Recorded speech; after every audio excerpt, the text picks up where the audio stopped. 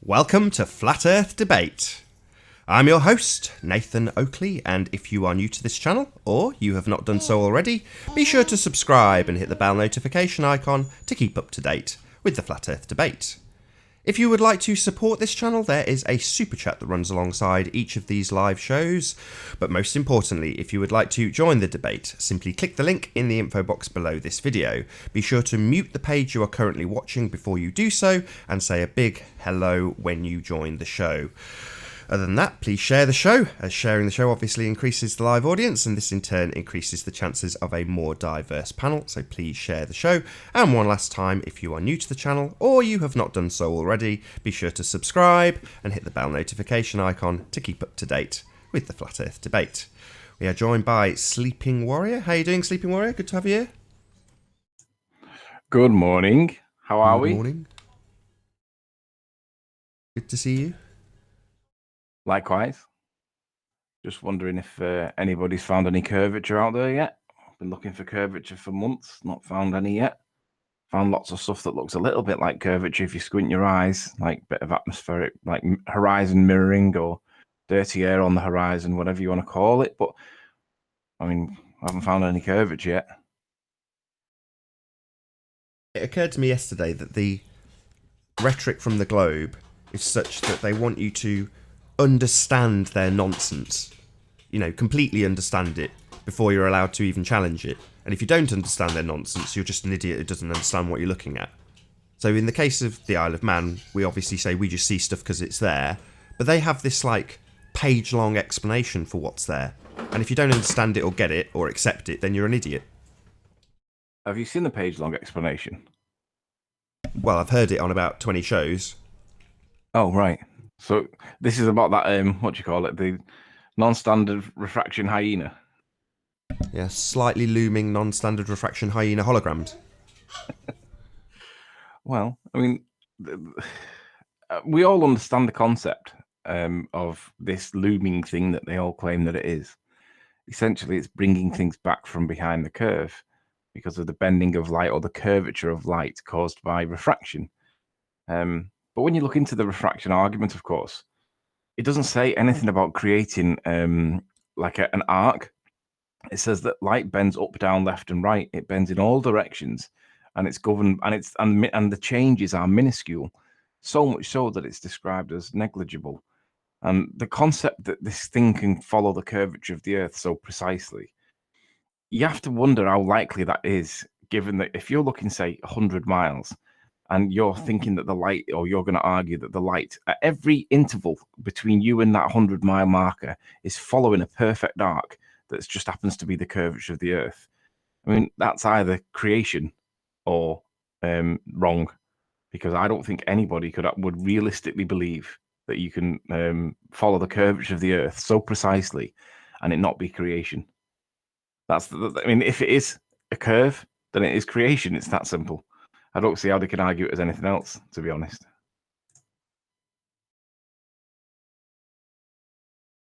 Please like and share the show. Already 2 thumbs down. Not that I'm too fussed about the ratings, but yeah, please share the show. I'm trying to work out what I've done wrong here. I'm on a page that I don't recognise. Let me work out why I've messed this up. I'll do some shout outs while you have a look. So, stopping traffic in my mega hat. Good to have you here. Veen, good to see you. Nice to have you, Roger MC.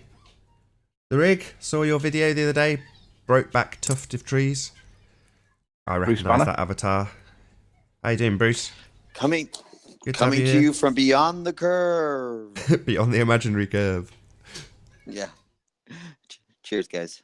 So whereabouts are you then? You sound Aussie. Well, oh no, I don't sound Aussie, do I? I am full American.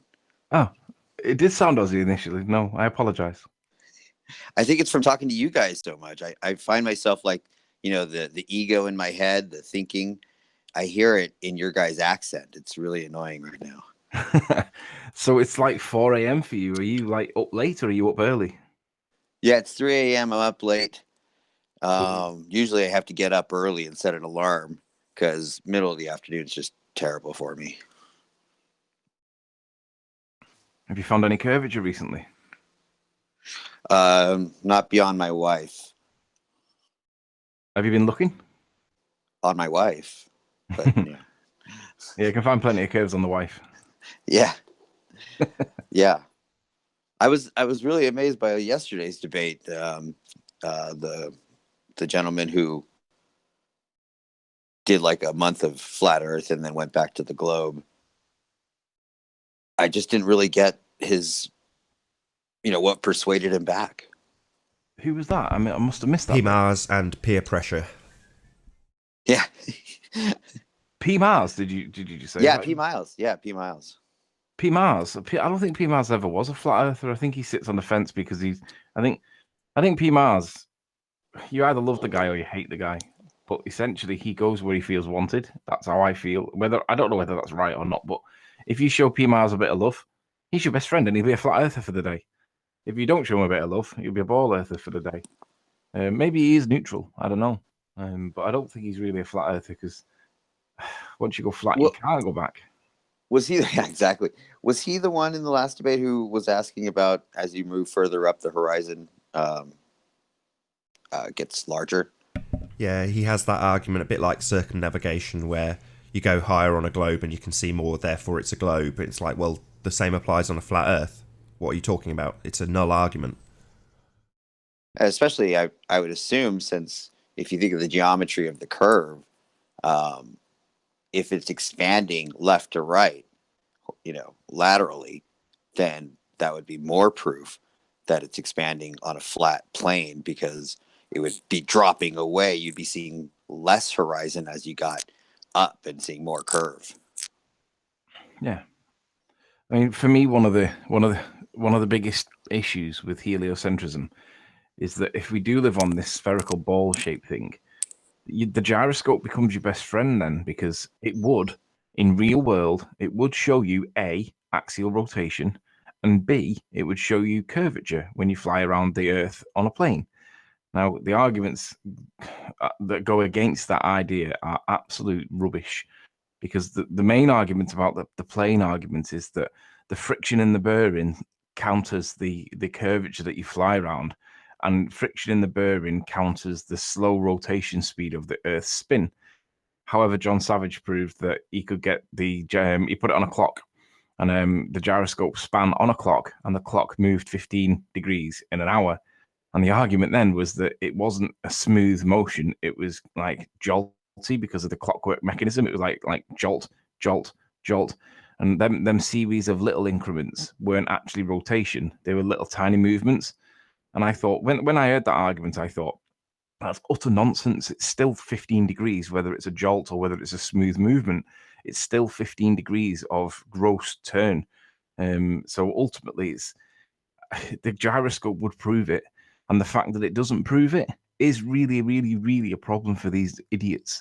Because fundamentally, principally, and absolutely, the gyroscope does what it's been tested. John Savage has tested it and proved that it will do the rotation at 15 degrees in an hour, and it doesn't do it. You can test it on a plane. It doesn't do it. The planes fly straight. If they flew around a curve, they would land in America or in wherever, and they would need to be reset on the tarmac, because it would show that it's nose down into the ground by X amount of degrees, and that would coincide with the amount of degrees that you flew around the Earth. They don't do it. And you just went through 5 proofs. I got to catch up with you. Hold on. Yeah.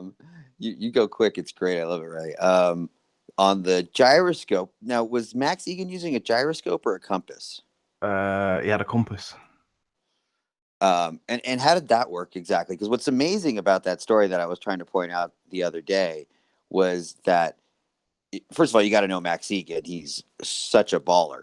And he thinks talking about this is rubbish, to use your guys' word, because he's more interested in slavery as humanity and things of that nature. And who could play, that's great. That's a great cause. He's got some great causes. But he absolutely thinks talking about cosmology is a total waste of time and a total, he thinks it's like listening to the Grateful Dead, getting us away from the truth or something. You know what I mean?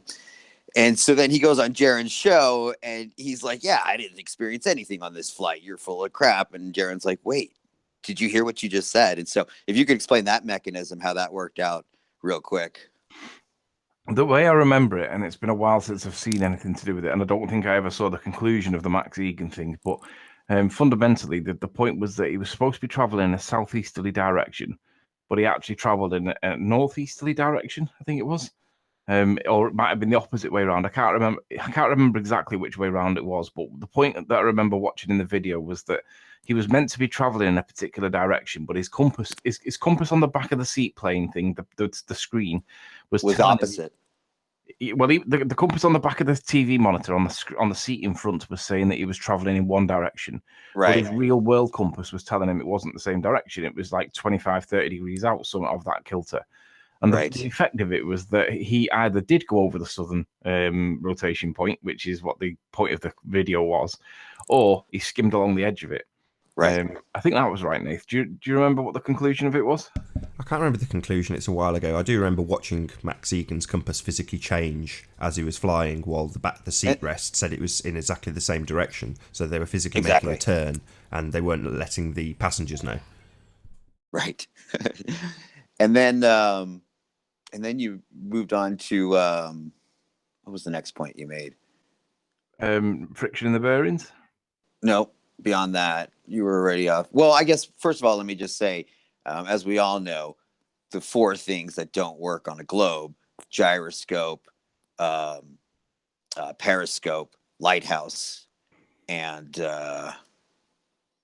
what would be the 4th? I'm learning here. I've not heard the periscope one, but I can see why. You can see why, right? I mean, every time I ask a glober, well, how far does a periscope see? You never get a straight answer, and that's like a couple inches off the water. You know what I mean? I'm going to do that. And obviously, you're proving the lighthouse in your picture. You know that wouldn't work on a globe. You wouldn't be able to use the lighthouse as a mechanism unless you have this bending of light, I guess. Well, I've just done a quick Google search, and the question was, how far can a periscope see? And the answer I have a hard time finding it.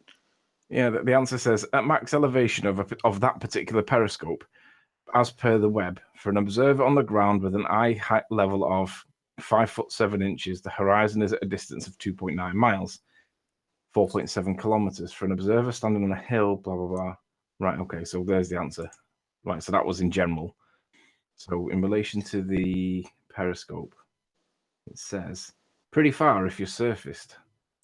It's simple geometry. If you have the right triangle, the distance is short, and the distance is short enough, you don't have to figure in the Earth's curvature. Practically, it depends on the sea state and the wave height, of course, weather, and closely related haze. It also depends on how shallow the CO or the OOD is willing to take the boat. Hey, Arev. Is that the real Arev, or are you a sniper? I'm here. Can you hear me? Yes, we can. Hear you. Long time no see. Good to have you. Yeah, it's been a while. How you been? Batting off the ballers. Have you been watching? Oh my gosh, it's been getting rough out here. It's crazy. You've been watching, yeah? Yeah, it's been rough, man. But it looks like y'all are starting to make some progress with this whole FE thing. Well, they're kind of keeping away now because they're on a self-proclaimed, what's the word, protest. I've been inviting new talent on Twitter. I'm hoping they show up any day now. Baller talent or flat earth talent? Ballers. Oh no, the ballers will always come in. Oh, that reminds me. Steve McRae got back in touch. So Ali B's been asking us to talk to Steve McRae, who I watch anyway and know of. I don't know if Ranty and Anthony know of Steve, but either way, I dropped him an email and said, I'd like to do our presentation to you. And he said, yeah, I do several shows a week. They're often about 6 hours long. I'll drop you a line. We'll arrange something. So hopefully we'll present this to Steve, who's definitely going to be a skeptical person to put it in front of. But that's kind of why I want to do it. Yeah. Up the game. Exactly. Yeah, that was the reason why I went in Slice Chat. I didn't really want to go in Slice Chat, but I went in just to sharpen my own tools, to see what his views were, and then to see how he would deal with them, and then obviously like challenge him based on his whatever he comes back at me with. And essentially, it was a positive experience generally, even though Slide wouldn't accept that he failed on what he was trying to show, and his believers or his subs all claimed a victory, to which, of course, they were not entitled. They did a Wallace in the Bedford Levels experiment fundamentally, it was good to see what other people had views on them with. So it was quite good, but I'm finding lots of different answers for the periscopes. There's too many factors that influence what you can or can't see. That's what I run into too. You can't get a straight answer. I'm sure Well, the Navy has a straight answer. Well, I mean, you can come from a different paradigm with this whole perspective thing. I was wondering if I could share my screen real quick and kind of demonstrate kind of what's going on with perspective according to Samuel Robotham. Y'all probably already covered it, but see if I can share my screen here. Right there. Share. Can you see me? Yep, all good. All right, perfect. So on the ground, you got your little observer here. Sorry, my art is just terrible. So you got your observer here, and everything narrows out to your vanishing point going straight out from your vision at eye level. And so it narrows down in 360 degrees. So it's going to narrow down like this. And it's also going to narrow down like this on the ground. But keep in mind that you're only 6 feet off the ground. And so effectively half of your vision is cut off right there. And so objects in the distance will tend to appear to disappear ground first. Now, if you go out and say you somehow get up higher in the air without the ground interfering, then objects would tend to disappear uniformly top and bottom, because then you don't have the ground competing for, your vanishing point of vision. And so this might just be, a perspective thing, that's poorly understood. People think, oh, it's disappearing behind the curve of the earth. No, it's not. The thing is, the ground's competing for your vanishing point. It narrows up to the vanishing point as well. And so with the ground in the way, it's effectively cutting off half of the object. So it might just be poorly understood perspective. And so it's a kind of a different paradigm of how to approach perspective and things. And so it's just kind of a different way of looking at it. And I noticed that it looked like in the distance, boats were kind of on the water and there was an area of water that you couldn't see. Well, the vanishing point might have like a mirroring thing going on. So bottom first, stuff disappears above your vanishing point line, but below, maybe it's the opposite. Maybe stuff disappears top first because you only have 6 feet of ground. And so for vanishing point purposes, you treat it like a 6 foot object. And Samuel Robotham says you can see objects up to 3,000 times their length. And so 3,000 times 6 feet is, guess what, about 18,000 feet or about 3 miles. So you're basically treating it like you're seeing 6 feet of ground up to about 3 miles. And then past that, anything that's taller would just disappear bottom or top first past that vanishing point, because past that, you got, 6 feet of ground that's vanished out. So that could be what it is. Well, if you keep that on screen, hopefully she'll... Shut up! Pack it in. If you keep that on screen for a minute, actually, give me a minute, the phone's ringing, I'll be straight back. All right. Have you guys ever looked at they have these diagrams of the different lenses that you can buy, and it's all on one diagram and shows you what the focal geometry looks like, if you will. And what's interesting is the 50 millimeter lens is considered the closest thing to human eye. And so you get this really interesting, very fine perspective of what he's drawing. And it's not quite like you would think. It's not quite like, the hallway going down, although that's convergence. That's definitely something that's happening. But when you look through this 50 millimeter, it makes kind of like an hourglass with a fat bulge, kind of like what they think the sphere is, really. But that might play into how much particles we're seeing in the air up close versus far away. I don't know, but it's interesting to look at. If you get a chance to take a look at, you can find them on Google and whatnot. They're great diagrams. Well, Chris, I mean, with the camera obscura and those experiments they did that showed that light, has some linear properties, you would expect, I guess, light to kind of behave in this way, with only certain rays reaching your eye and being able to be resolved. I mean, there's infinite images that come to your eye, and so your eye, the image is still there. It's just that your mind kind of throws it out because it can't just resolve everything. Otherwise, your brain would be overloaded with all these images. And so, Yeah, I guess. And that's what's amazing is your mind is biased to what it's going to filter out. Can I give you a great example of that? So Penn and Teller do a stage show in Vegas, and at the beginning of the stage show, this is a few years back, but admittedly it still holds true. What you had when you went into the auditorium, if you sat down as an audience member, is you're looking at the stage and you see what looks like a wooden frame just in the middle of the stage, just an empty wooden frame. And then in the TV show, they go to the side view of what the audience can see, and what you're actually looking at is two mirrors back to back, one in front and one in behind this wooden frame. And Penn and Teller are actually stood on the frame, so they're levitated about, I don't know, 10 feet off the stage with what looks like just a frame. So you can't see them, you can only see the wooden frame. So hopefully you're with me so far.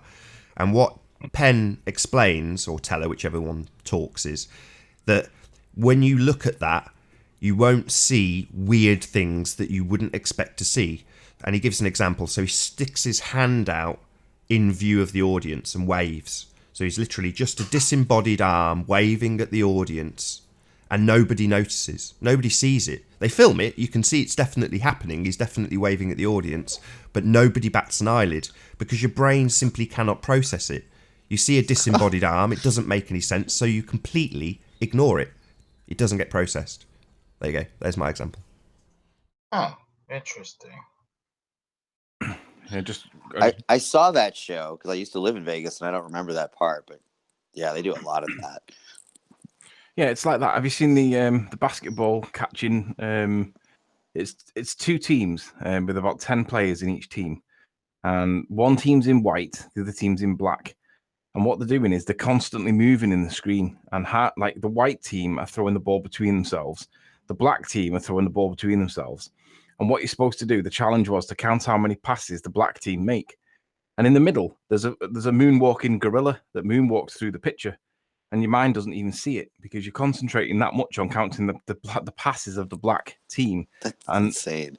Yeah, it's crazy, but your mind, your brain does not see it, and this is why eyewitness testimony is always considered to be dodgy in courts.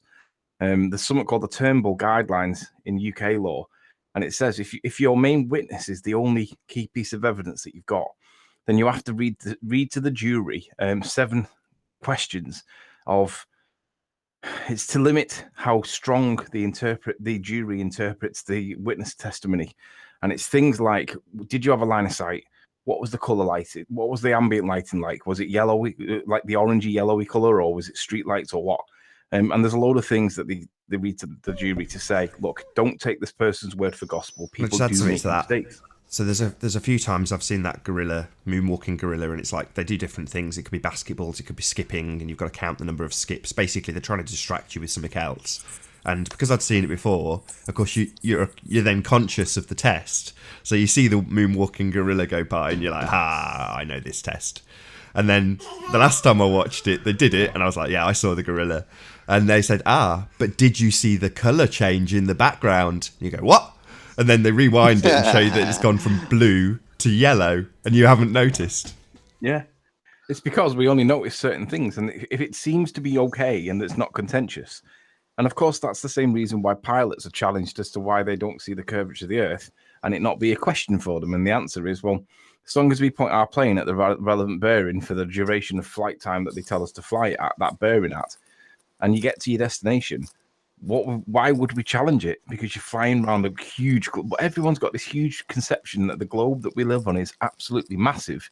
And I think people think that it's the size of Jupiter. But actually, when you look at the geometric maths of it, it's the size of, well, if want for a better phrase, what Soundly shows. The reality is it's a lot smaller than what we're told. If you look 4 at the times the geometry, size of the moon is a great way to get that perspective. That's not that big. Yeah, I mean, but yeah, I mean, Rave, if do us a favor, put your screen back on, your thing with your triangles on, or have you got rid of it? Yes, sir. Right there. So what you've kind of crudely showed there is what we see from a perspective point of view. But if you were to draw a brick wall across where the two lines meet at the apex at the bottom, just draw a brick wall, maybe a couple of centimeters in front of it. Right here? No, towards the end, towards the point where it converges. Yeah, about there. Yeah. Go back a little bit. Uh-huh. Just right draw, here. draw. You're right. Imagine that as a brick wall, right? But instead of it being as big as what you've drew it, imagine it's only half the size and it blocks off the stuff. Basically, yeah. So in between the two triangles, Right there. no, in between the two triangles, where the lines meet together, in between the lines, but halfway in between. So Kind of like get rid here. of that line. Yeah, but halfway. Not. I mean, that's like 95% of the distance. But just Right get here. rid of. No. Right. Let me show you. I'll show you. It's hard for me to describe it, so I'll share my own screen. Yeah, it's a little like reverse Pictionary. Yeah, it is. Yeah, it's a bit of a farce when you've got someone else trying to draw on a paint program. It's really hard. You're sharing anyway. All right. So what Array was shown was that we can't. Oh, that's not a triangle, is it? Not the triangle I wanted. Get rid of that. Is there an equilateral one? There we go. That wasn't what I thought it was going to happen. And now the gallery. Yeah. Right. While you're drawing, I'll just mention real quick how many personalities on YouTube, big ones, have gone up on like the Empire State Building and said, just videotape the horizon, go, see, there's the curve. And it's just that bias, they actually think they're seeing a curve up there. I mean, also, if the sun's, illuminating the earth from millions of miles away, like being in a dark alley, you're in darkness at night, just like with the sun turning away, the earth's turning away from the sun, but there's a zone of light that you can see up ahead. You might be in darkness, complete darkness, but you can see the light up ahead. At night, wouldn't you see that also with the earth turned toward darkness, but the sun's rays off in a light zone off of earth to the side? You don't I see. think we were talking about that. I'm sorry, I didn't mean to cut you off. But I think Riley was made a good point about that. Where are you saying that as night comes, there should be a termination line all the way across horizon to horizon, rather than a local light?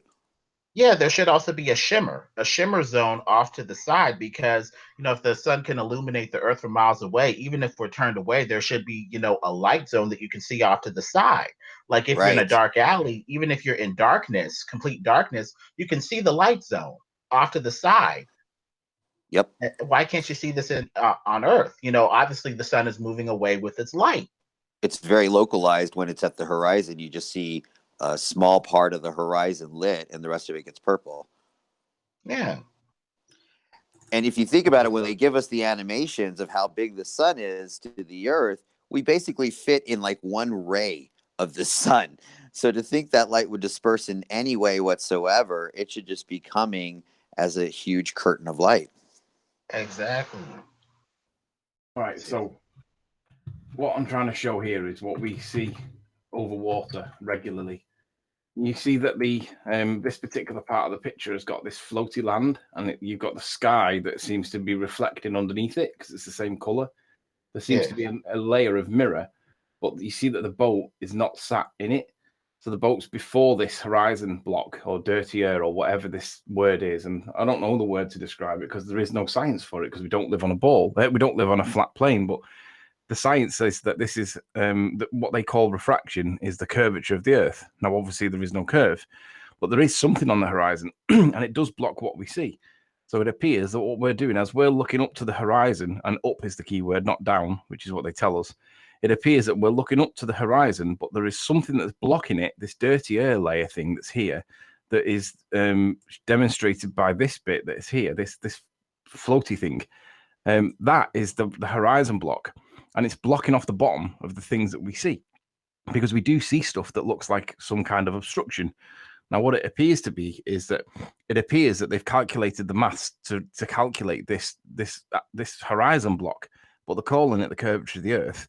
And you know that this is the case because Miles the Liar Davis, has done a video on like this exact thing. He's seeing this mirage thing, and he's calling it the curvature of the earth, because it's blocking off a mountain of hill or a hill mass in the background.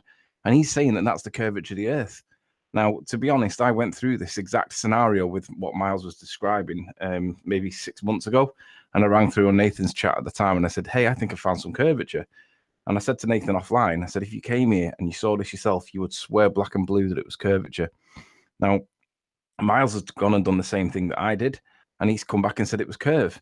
But what Miles hasn't done is, or rather, what Miles has done is he's ignored the evidence in his photographs or his videos of this, like this thing on the horizon. He's completely ignored it, and he's called it curvature. Yet me and all the flat earthers look at it, and I'm sure most of the ballers look at it as well, and they realize that there is something there, and it isn't curvature, but it is blocking what we see. Now, they're calling it curvature because it's calculated for, and most of the time it's generally quite consistent. However, this is not curvature. This is where ballers fail, because this is the causation point, the causative point of what we're actually looking at is not the curvature of the Earth, because there would not be this line there if it was. This line, for whatever optical reason, is there, and it causes us to get obscuration of whatever we're looking at. And this is why the sun sets from the bottom side up. We can't see through this layer. Whatever it is that's in the foreground, blocking out the thing in the background, it's stopping us from seeing all of this. That's why you can't see the sand on the beach. That's why Alex is never going to be a flat earther, because he wants to see the sand. Now, either Alex knows that there's this mirroring on the horizon, or he's just ignorant to it. But we see it almost all the time. Sometimes it's difficult to discern. Sometimes you can't always see it. So, for example, in this, if I go back over to the other side of the mountain, it's not that obvious that you can see it there. There is a little bit of it there, but it's minuscule. But it's a lot less and a lot less prominent than it is on this side. And it's got to be something to do with the angle of the sunlight, the position of the sun, or I don't, or maybe the volume of water. I don't know. I don't know what causes it. But what I do know is that the boat hasn't disappeared from the bottom side up. That's the first thing. Secondly, it hasn't reached this mirroring point in the background. And the mirroring point in the background is ignored by ballers, but described as curvature. And it simply isn't. I don't know what to describe it as, but I do know that it's there, and there is evidence of something there, and it's not it's not the curvature of the Earth we're seeing. It's some kind of optical thing that is the refraction, but I can't explain it. All I can say is it's there. That's what we're looking at, and that's why the sun disappears from the bottom side up. Well, in the drawing that we had over here, I included the ground because I'm basically saying that the ground is competing for the vanishing point too and cutting off the perspective, like half of the perspective. And so everything narrows up to the vanishing point, including the ground. And so since you're only 6 feet off the ground, you have a 6 foot bit of vanishing point like up to here. Like 6 feet of vanishing point would be up to here, even though there's more stuff in the distance like this that wouldn't be seen. This would be the blank zone that you see past there. Because your 6 foot vanishing point would stop here and then pass here. Your eyes just wouldn't resolve it below your horizon line, and that's what's happening with this blank zone on the water, where you can see water maybe up to here, and then past here. There's a blank zone because you're not high enough off the ground to describe a higher vanishing point. Yeah, I think better than dirty air, convergence might be a better explanation. Well, it's all of the above. Actually, they've factored in it, all of it. So, yes, it is vanishing point, and there you go. The effects of what Anthony's calling dirty air have all been taken into consideration when they've done the mathematics at 8 inches per mile squared, and it factors it all in. To be perfectly honest, there is some evidence of that in the Isle of Man image, and I'm hoping that all four of us, if I can convince Anthony and Chris to do it as well, is to do an example of how that has been co-opted, how we actually have had those mathematics taken and used to convince us that when things disappear in the distance, they're actually going over the curve. So, I know Ranty's keen to do this. I'm very, very keen to do this.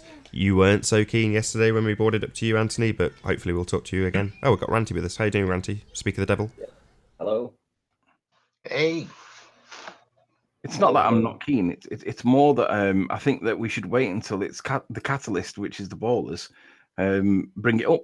Because if we bring it up without it being announced or without it being challenged, I think that they're never, ever, ever, nobody's going to understand the point that we're making unless it's challenged beforehand. So I think if we do it preemptively, I think that will just cause confusion. And because I get what you're talking about, but it's not easy to understand even with us, like, that understand it. It's difficult to understand, but I'm not bothered. I just think that I can make it sound easy that everyone understands. We'll do it now then if you want. No, I'm not prepared for it yet. I'm going to work on it today and get it all prepared so that when I do it, it will be very easy to understand. I'm See, the glad thing you've is, said right, that, the thing is, Ranty, right, I've because, got- sorry, Anthony, I was just going to say, I'm glad you've said that, because I think it's a very, very important point, because visually, up until now, I've had dozens of explanations of how refraction or convergence or whatever has been co-opted into curvature, but I've never had a visual example of how I can literally put it on screen and go, right, this is what they have done, and you can see it. Whereas we have got that now, and I think it's something that, yes, it is going to be difficult to digest for some, but the same applies to just seeing things, literally just seeing things, in the Isle of Man picture, you're just seeing things. And a lot of Globers especially find it difficult to compute that. Well, what's the problem with just seeing stuff? It's like, well, you've got a curved Earth. Obviously you shouldn't see it. They're like, well, no, it's normal. And then you go to maths, and I think there's a cognitive break where they don't realise that by understanding and accepting the mathematics, they're essentially saying that they're seeing things that aren't there. And a lot of people haven't quite got to that stage yet. So I think, yeah, you're right, Anthony. It might just be a bit too much, a bit too soon to go into that level of detail. But it will come, and I think it'll come with sort of a good amount of preparation, so that it can be explained in a relatively easy to understand way. Because at the moment, because of the debates, some people are confused, and it's maybe intentional from the people who are literally trying to deceive you and convince you that you live on a ball, because that's what the name of the game is: confuse people. If they don't really understand it, if they don't really understand that when they look at the Isle of Man, they have to accept that those things aren't there, then if they don't understand that, they can just accept the mathematics of how it's been brought back without appreciating what brought back means. And it helps to give a system like a basis for what's going on, because if they can see what's going on, then they can be like, oh, I didn't see it from this perspective. Now I have a different way of looking at it that might be valid. And so with even the sunrise and stuff, you could take the implications of, kind of what this vanishing point is basically saying with the sun, and say to them, see if I can get rid of all this extra drawn stuff and draw kind of what's happening with the sun. Let me try a new one. Don't save. So you're here on the ground, and the sun is vanishing into the distance. Basically, what it kind of says is you have a fake vanishing point and a true vanishing point. If you're up in the air and you were at height level with the object that you're seeing, the sun in this case, it would disappear down to the vanishing point uniformly.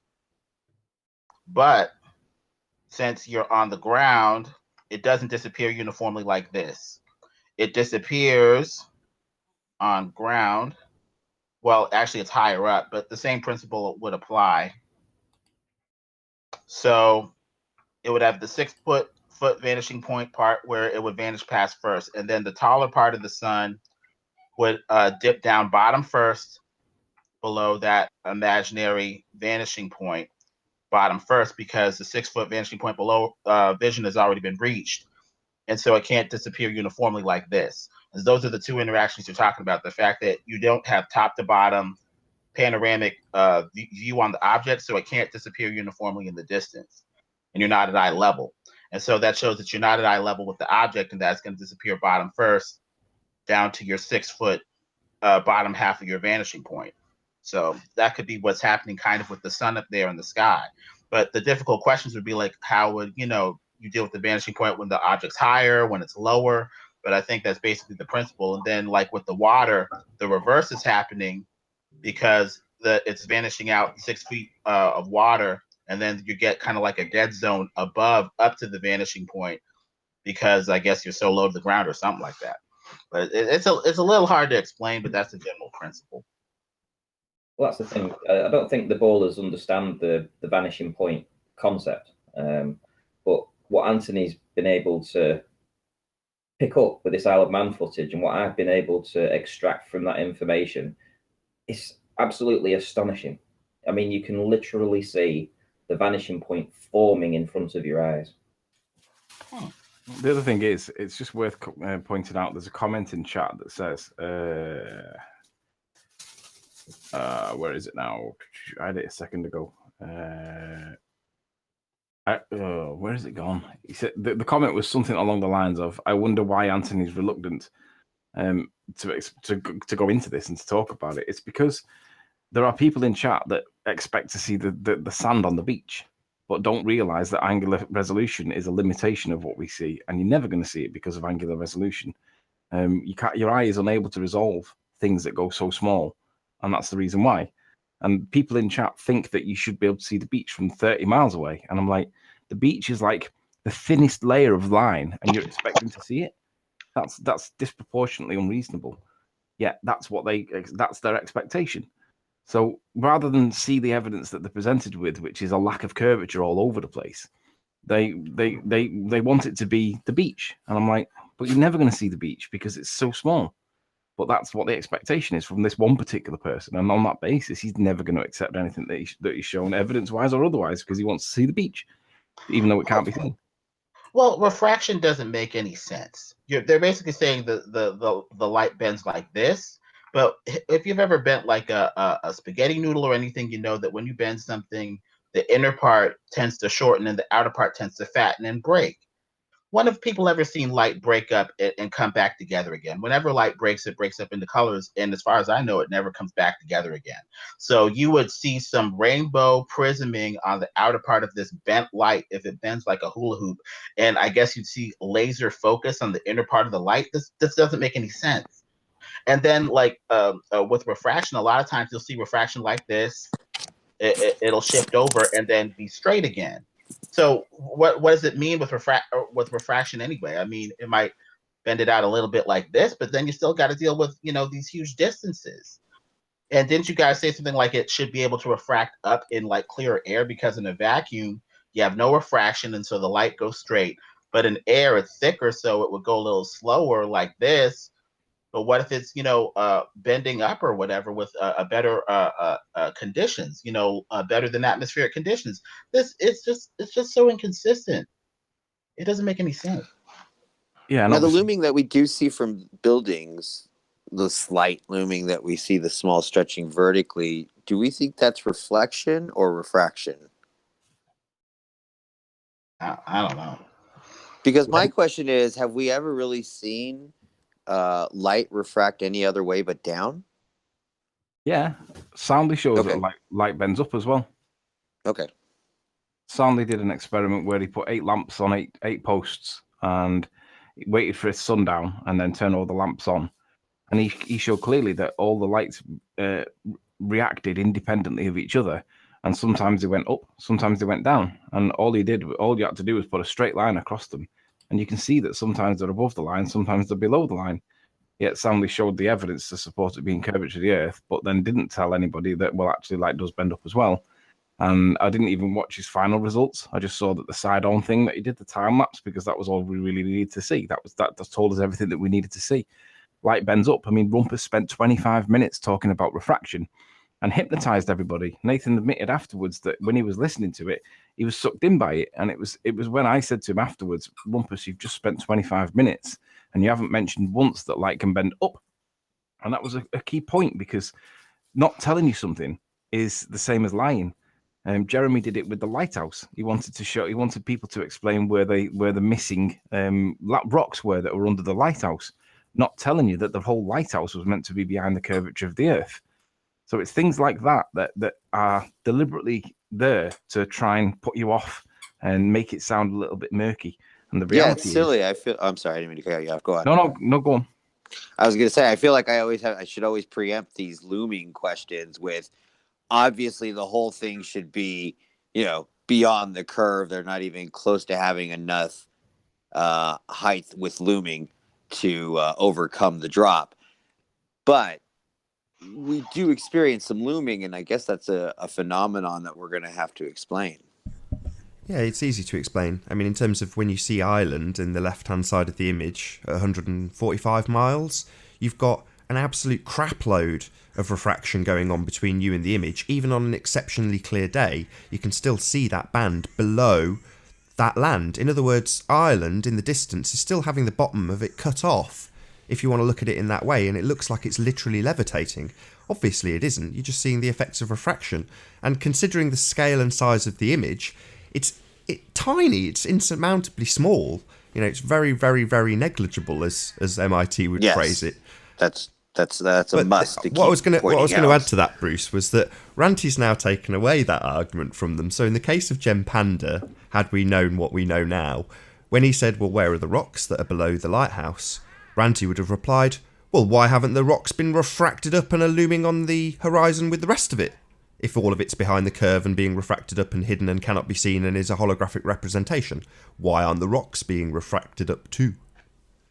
And the water and etc. Exactly. And obviously, Yep. Alex still thinks in chat that there was a beach there. He still thinks to this day that there's a beach there. And I don't know how he can possibly think that when he's been shown the photograph showing that it's rocks. He still thinks there's a beach there. He's got this thing in his head about beach, and he can't get it out of his head. He thinks that where water meets land, it has to be a beach.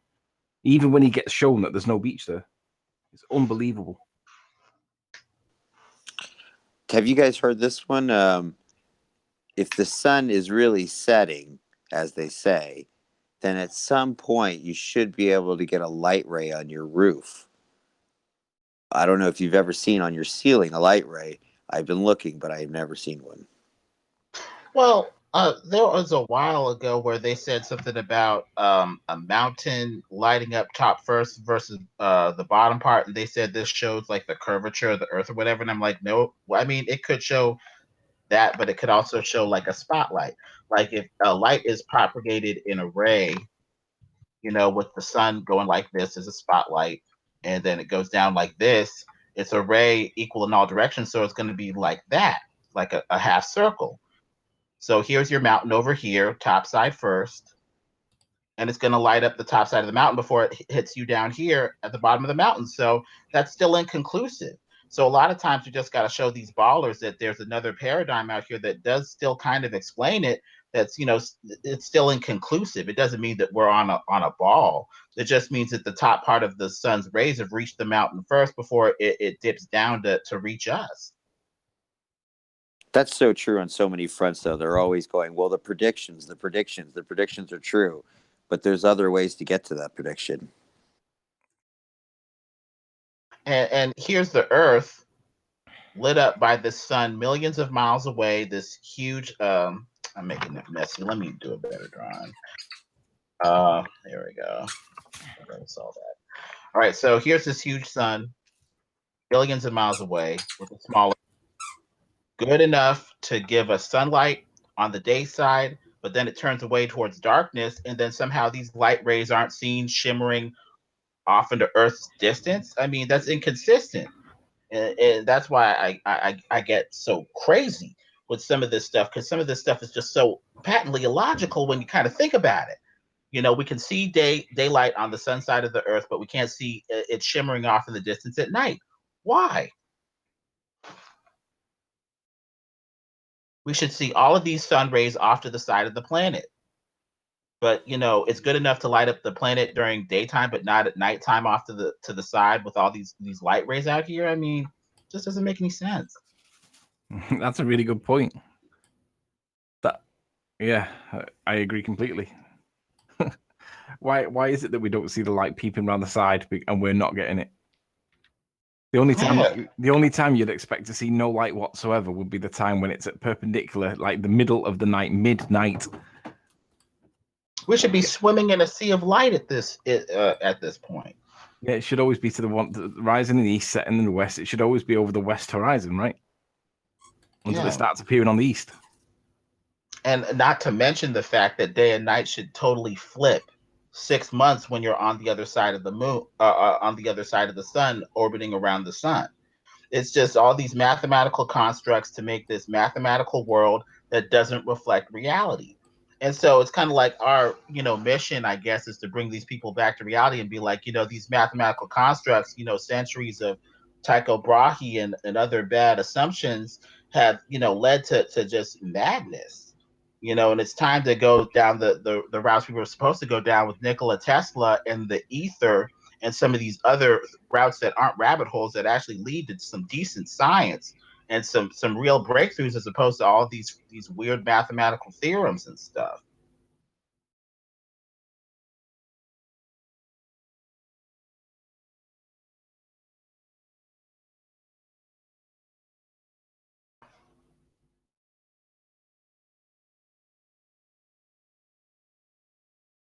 There'll We're be a just putting short together an pause while encyclopedia tonight.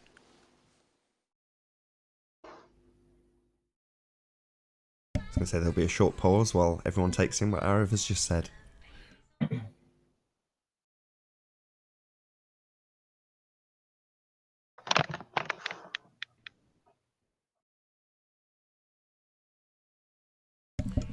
Oh, this is all very relaxed. I might do my link a little bit early, rather than waiting to Might as interrupt well. somebody.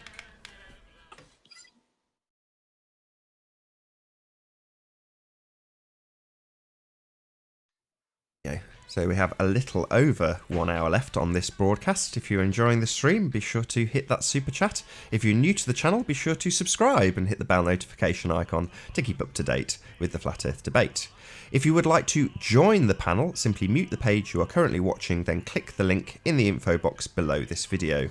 There are a couple of rules in the Hangout. Number one, please don't swear. If you do, you'll be ejected, and if you are, please don't try to rejoin the stream using sock accounts. You'll be warmly welcome back on the next stream. Please share the show if you've not done so already, as it increases the live audience, and this in turn increases the chances of a more diverse panel. And one last time, if you are new to the channel, be sure to subscribe and hit the bell notification icon to keep up to date with the Flat Earth debate. As I say, there's around an hour, maybe a little bit longer, left on this broadcast.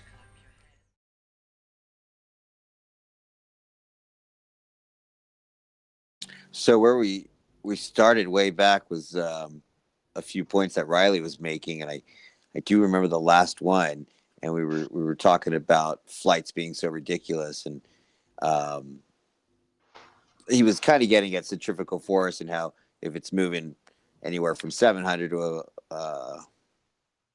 what is that, 1100 miles per hour, that we should be in California faster than if we flew there by just standing still. And I think the most phenomenal evidence of that is seeing helicopters hover over the X spot that they're landing on, and they can do that for hours. Yeah, and then they say something like the atmosphere is moving or something. Out comes some Band-Aid theory or whatever. It's crazy. The And then- helicopter's just hovering right there, and you're going to just make up all this mystery. And you see birds flying in the air back and forth. They're not jostled, by the wind or anything. And you see these clouds, these still clouds and stuff, and it's just crazy. And the air is harder to move than rock, and also it's further from the gravitational center, so it would actually be moving faster than the Earth. So technically, when you jump up in the air, you should be blown forward. That's a great point. And opposite on the moon, they make you look like it's so heavy and so hard to move, but there should be no atmosphere. You should be, flying across the moon and moving at light speed, and everything should be light as heck. Yeah. And then when you look up at the moon at night, it's lit up very well, silvery yellow colors, sometimes red. But on these space videos, it's dark, hardly any illumination. Kind of inconsistent right there. When I look up at the sky, I see a very bright moon, very well illuminated.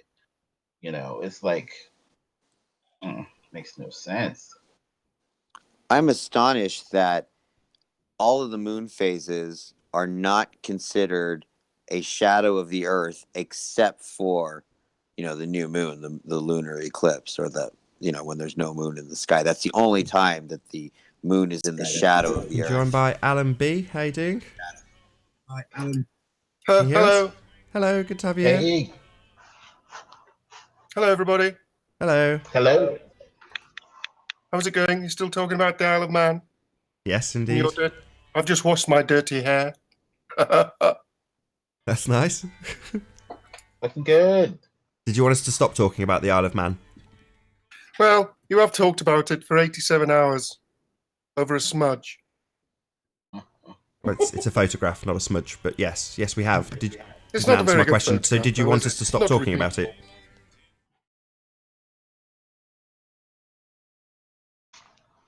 And Maybe it just shows how, you got to get people thinking correct on these things. Otherwise, people labor for decades and years and centuries over incorrect doctrine.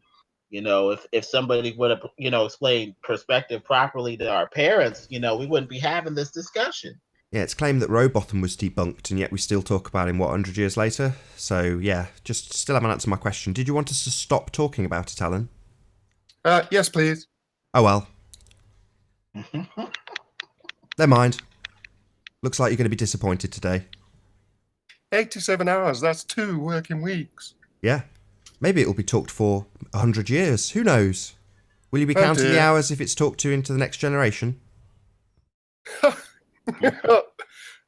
I doubt it. No, I doubt it too, Alan. Oh, but- You could just stop listening and do what the others have done. Maybe stick your head in the sand and ignore it. Don't be rude. No, I'm being dead serious. That's what others seem to do. They stick their heads in the sand and just ignore it. You have chosen to, what's the word? Ridicule it. Call it a smudge. And ask us to Well- stop talking about it, of course. Well, first it's on the left, then it's on the right. The lighthouses are all over the place. They are. No, They're everywhere. not It's amazing clear how many there are. identification. It's not very accurate. It's a photograph. I've got to say, though, it can't be Alan, I'm glad inaccurate. that you It's a acknowledge- photograph. Do you understand that, Alan? It is what it is. It's not an inaccurate photograph. It's a photograph. You understand that, why, right? Why haven't you been back? You, I'm Nathan. going on I mean, Friday. the I've never information been you're there at all. using is. I've never ever been as there, you Alan. turn it, Let alone not go back. I've not firsthand. been there. I'm I've going. never I'm been there. going on Friday. And There you go. people have been back and not got the same results. So there is work in progress here. And you do realise that by acknowledging that there is a smudge there that should be behind the curve of the Earth, you are actually acknowledging that the Earth's flat. No, not really. I'm acknowledging that the whole photo is a smudge. No, Not but it really. isn't. You're acknowledging one particular smudge in one particular area that's supposed to be behind the curve of the Earth.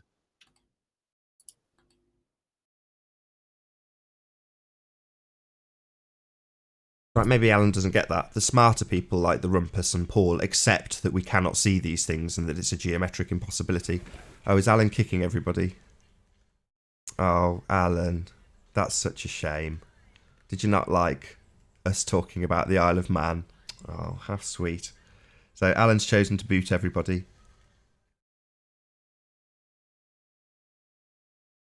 Very good of you to be here, Alan. Clearly, if you don't want us to talk about it, you feel that we just shouldn't talk about it to anybody.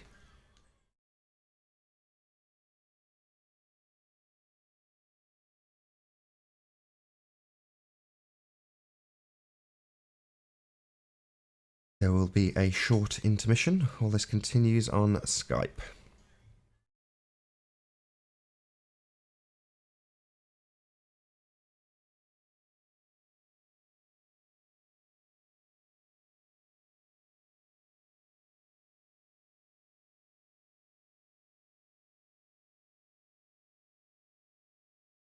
For some reason, it's come through on my phone.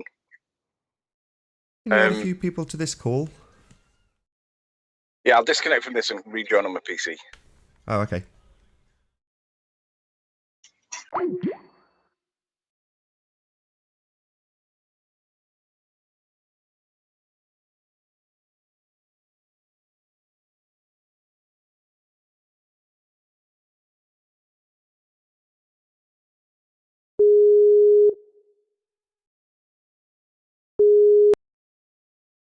Hello. Hello. Seems Alan didn't like talking about the Isle of Man, and if we weren't prepared to shut up about it, he felt the need to shut us up. Yeah, let me just work out where I've got the sound coming from. However, the link is still open. You can still join if you are in the audience and would like to join the discussion. So basically, Alan, the squeaky voice guy, was an imposter.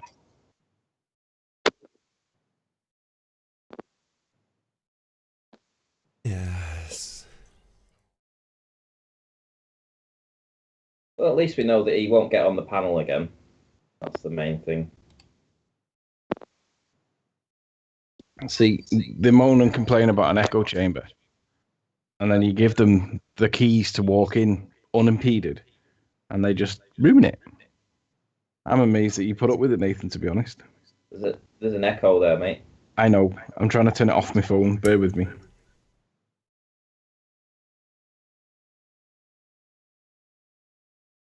Right, that should be better. Does that work? Yes. So they get given the keys to the city. They come in and they just snipe everybody. Well, isn't that cowardice of its biggest form? I mean, you've got to have pretty girly ankles to do stuff like this. So you can all sit there and laugh and giggle and right. So hang on. The other two guys that got booted out. I asked the one guy to send me an email. He may have sent me an email so I can add him on Skype. Bruce Banner, yeah. Doesn't look like he sent me an email. Nathan Oakley 1980 at AOL.com if you want to drop me a line, Bruce. Nick with no L says, lol, Riley, remember when you sniped 5 people in the same hangout? Yeah, it was actually 3 people, Nick. I mean, you know what they say about people that exaggerate things? And it wasn't even a hangout that was live. It was a hangout that never made it live and was being restreamed by somebody else.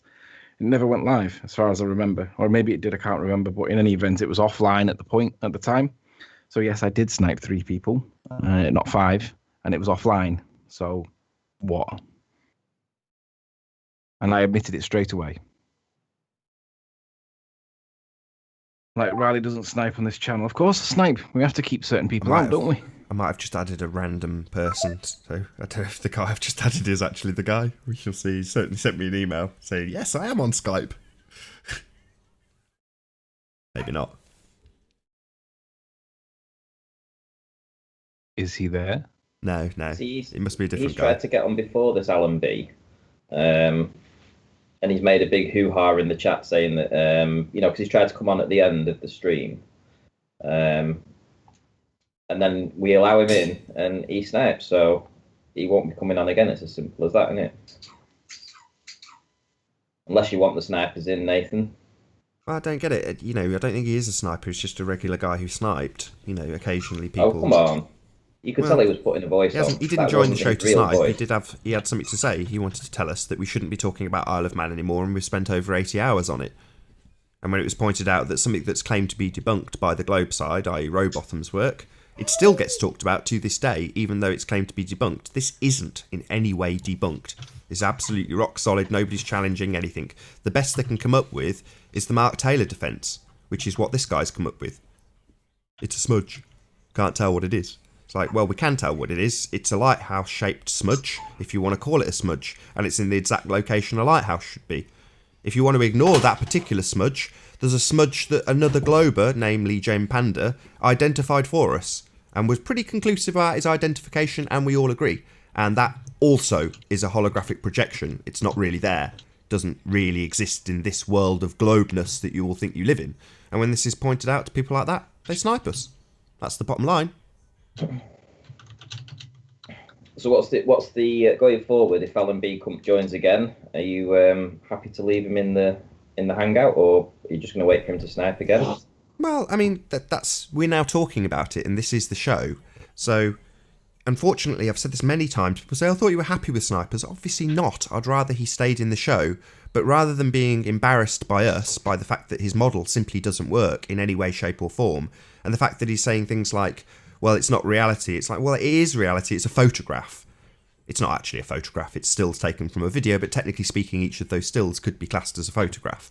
It is a single image. So, it's not fake. It's not some fantasy world. The mathematics that goes along with the explanation for a photograph is the fantasy. And some people wholeheartedly buy into it. Some people don't understand it, and when it's pointed out to them, they get annoyed. Some people may never understand it. There may be examples of people like Cat Earth who will eventually get it and then start spouting that rhetoric like we don't understand it because they suddenly feel like they're smart when they understand that it's all holograms.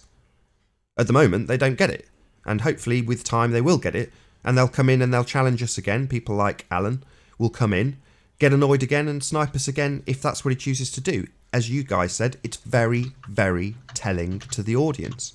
There is an open door here. You can come in, but there's a glitch, whatever you want to call it. YouTube/Google allow people to do this. I can't control it, literally. There's nothing I can do about it. Absolutely nothing. But that's the show. That's what we've had today. Very cordial and polite show until a Glober joined, told us, in no uncertain terms, that we shouldn't be talking about this. And when we continued and told him tough luck, we're going to anyway, he sniped us all. That's what's happened. And I want that shown. You know, as much as I would prefer we just had a cordial conversation with him and pointed out that he's a fantasist, he may not like that, but that's the world he lives in. If he doesn't like the world of fantasy being pointed out to him and he snipes us as a consequence, that's the way it is. I can't do anything about that. We don't know that he's going to snipe us. Anybody could do the same. So are you going to go back to the old way of doing things where you had 3 or 4 open hangouts ready to restream and put a new link out in case we get sniped again? I could do that now if you wanted me to. It takes me 30 seconds. Do you want me to put a new one in and you can jump back in? Yeah, I mean, Okay, give me that 2 could be minutes. worthwhile. It's Yeah. very quick and easy to do. Happened enough times.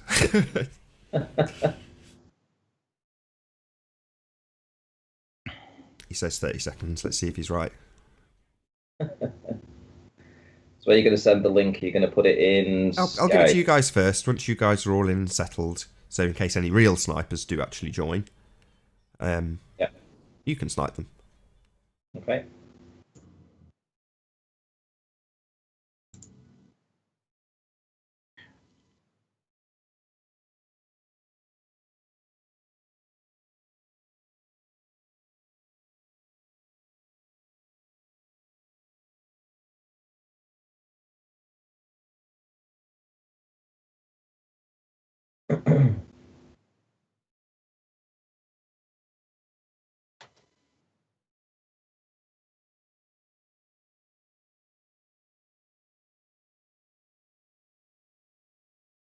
There you go.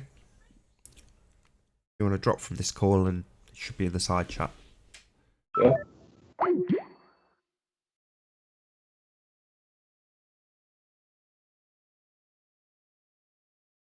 So yeah, so this is today's show. Very cordial for the first hour until a Glober got in and has his nonsense pointed out to him.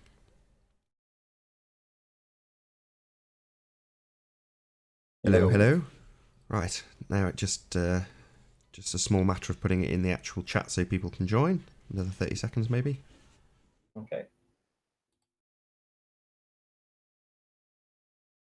There we go, Was I live getting dashboard. feedback then? I am. Yeah, you are, yeah. Where's that coming from? God damn it. Stop now. Oh, it must have been just that initial one when you first joined.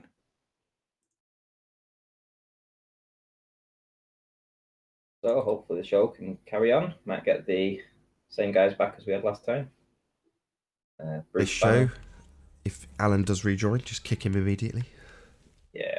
It's just caused me at least 2 minutes work. And just addressing those in chat that are complaining about sniping. We do snipe. I snipe because I want the show to carry on. I want the bowlers to come in and I want to dispute, debate and fight with you over what you think is the shape of the earth. That doesn't mean I'm going to allow people to sit here and snipe everybody else out. Nathan trusts me to be able to snipe the people that are sniping us. That doesn't mean we're going to snipe everybody, but it does mean we're going to snipe the people that think that they can control this, because we can choose whether we let you in or not. It's that simple. So we decide whether you snipers come in or not. And for show after show after show, it was allowed to happen. And it got to the point where it became useless. So there was no debate show anymore. Yeah, essentially what happened up until now, before you guys started to snipe out the snipers, which is essentially what you're doing, I just allowed it to happen without any flat earthers doing it. So what would happen is you'd get 2 or 3 flat earthers in, and then one by one it would be reduced to 1 flat earther and 9 globers, as they all just sniped out the ones that had the strong arguments. Or it would just be me. You know, it'd just be literally me and a panel full of globers. I'd go on mute and just think, sod this. You know, why am I going to try and defend myself against 10 people? It just seems crazy. But there we go. That's how it was. Now it's the other way around, and of course they don't like it. Oh, right, so sniping cool now. It's like, no, you guys continually sniped on the globe side, and then eventually Ranty and Anthony thought, well, sod this. We can do exactly the same. We can play that game too. And we want to keep the show. We're going to these extents to let you in. You know, every other show in Flat Earth is a complete circle jerk as far as I'm concerned. And this one's got a complete open door policy to anybody and everybody. I mean, we've not had any concave earthers on. We've not had any hollow earth people in. You know, we've not had any alien believers. But they're all welcome. What we have had is nothing but anti-flat earthers who snipe real flat earthers out of the show. That was how it was for the first 60 or 70 shows. And that's how it was. It was perfectly acceptable to them. Now it's the other way around and the tables have turned. Suddenly it's a big issue. It's like, well, no, literally we have people come just to kick people out. They don't say a word. They come to mute people. They come to kick people. And they're welcome to come and say something. That's why the link is open. It's me taking all the risks. I could just close it off to everybody. I could just make it a circle jerk. I could just make it invite by email only. And then eventually, like with Dread a couple of nights ago, Tim's got on the show with a fake voice. And I don't think it's necessary. If Tim wants to join, he can. He doesn't have to put a fake voice on. Doesn't have to put any airs and graces on. He can be as annoyed as he likes, so long as he doesn't swear. And he can put his opinions completely, openly. Obviously they're going to be challenged. That's the point of the show. But to just come and say, well, I've got nothing to say, but I don't want these guys to say what they're saying. And at the end of the Isle of Man debate, it was so bad in terms of the sniping that they were getting rid of everybody because it didn't matter. It didn't matter who came on, like Alan. He comes on and is like, well, his opinion is we should stop talking about this. Again, that's awful for the audience to hear that. Well, why? Why do you want them to stop talking about it? Would be my opinion if I was watching this. What's so wrong with spending 80, 800, 8,000 hours talking about it? Who cares? If you don't like it, sod off. Go and watch some cat videos. But don't tell us what we can and can't do. We're going to talk about whatever the hell we like. If you want to come in and challenge it, you're welcome to do so. But to simply come in and say, just stop talking about this. Like, no. You've got to be joking. You're welcome to express your opinion that we should stop talking about it. You're perfectly within your rights to come in and tell us that. But I'm also perfectly within my rights to say, tough luck. I'll do as I damn well choose. You can vote with your feet. You don't have to watch.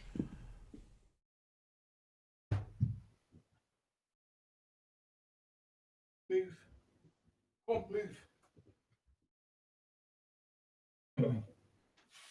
The link is available, by the way, if somebody wants to join.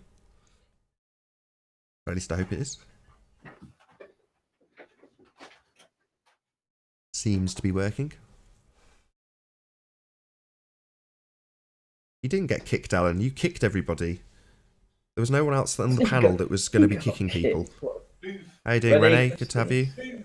Yep. Hello. Hello. Hello. Yeah. Becoming a bit of a regular. What's happening? Puppy, move. I think a dog just sat on a vacuum cleaner. What can we do for you, Renee? Sorry for the sketchy start. So,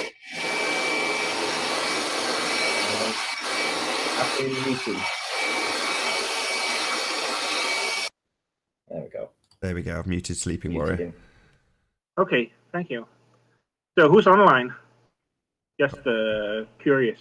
Ranty and Anthony. Ranty and Sleeping Warrior. Yeah, right. No. Well,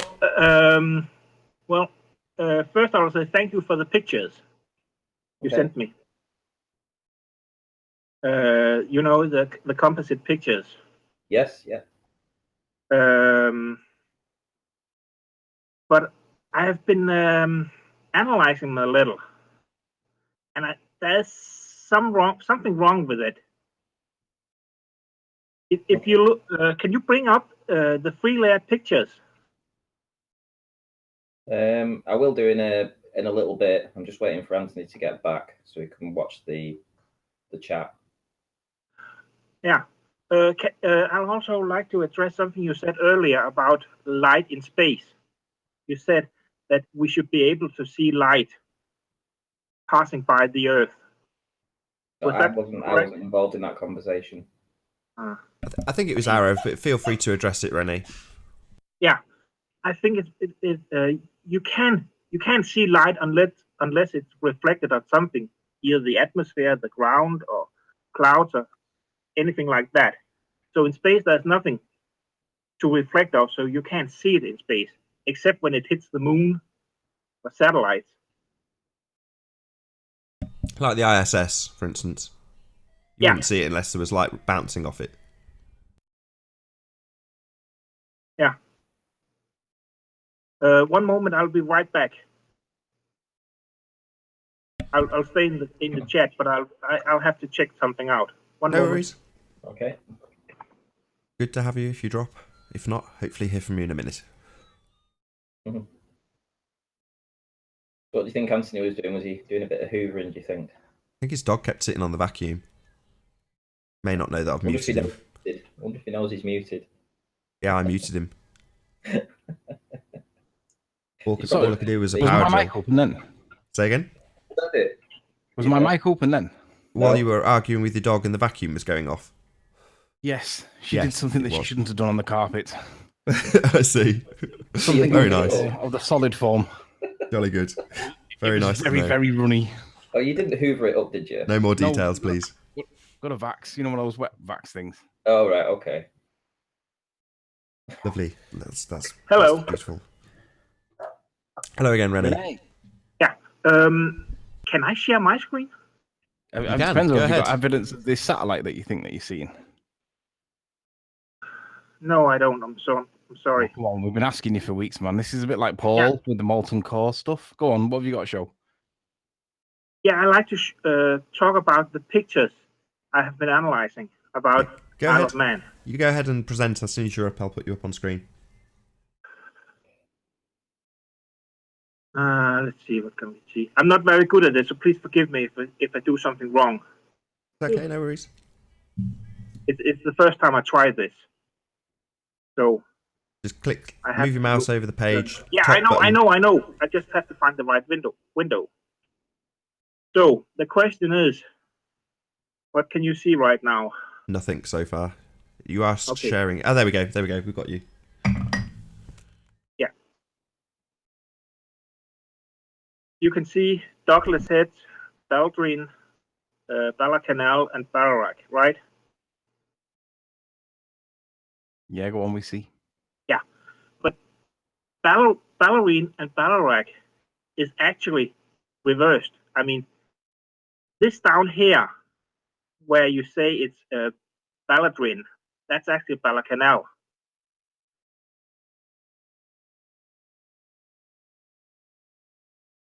Okay, so if that's Balacanal, what do you say is the bit that we've got identified as Balacanal? That's Balladrin. Okay, this is a new one. So how did you come to this conclusion? Well, actually, I started on the other picture by identifying 2 points that I knew I could identify both here and on Google Earth. And I took this lighthouse here. You know what you call it? You know what you call it? Hey, Alan B. Yeah. I assume you've just come to snipe us. He's dropped already, yeah. so clearly just wants to snipe you out, Rennie. No, he's Yeah. he's gone. Oh, okay. Okay. Sorry, carry on. Yeah. This lighthouse here, I can't remember. It'll end with M. It starts with an M.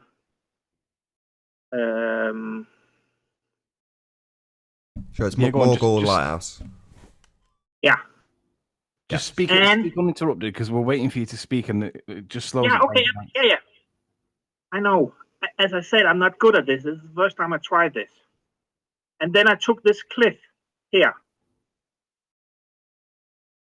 I think I have to change something. One moment, I have to stop sharing and share all of my screen. Because I have to change between programs. Hello again, Alan B. Hello again, Alan B.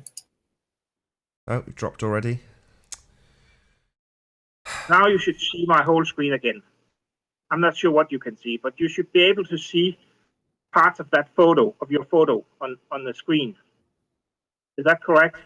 Yes, we see the photo. It's all good. I need to move this around a little. Yeah. So, this is the lighthouse, and this is the cliff. So I measured the distance. The cliff is here. So I measured the different distance between them, and divided it and measured the angle between the 2 points. Google Earth. The angle. Alan B, can you stop joining? I'll show you here.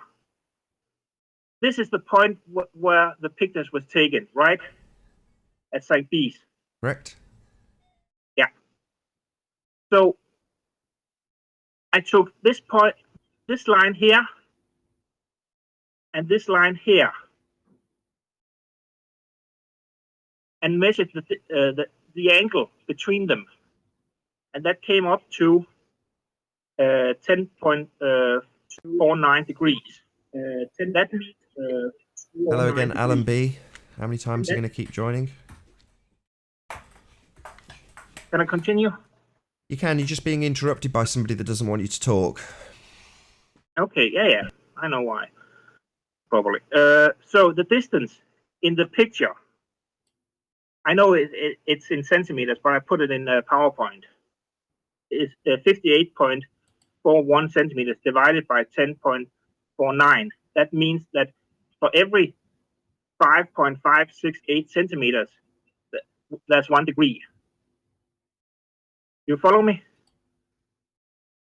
Yeah, we're all with you so far. I think we all know what the problem will be as well, but carry on. Just keep speaking. We're just watching. So you Hello, just carry Alan, on talking. again. If we get stuck, we'll interrupt. Yeah. Alan just So keeps what do you joining. think? No, well, okay.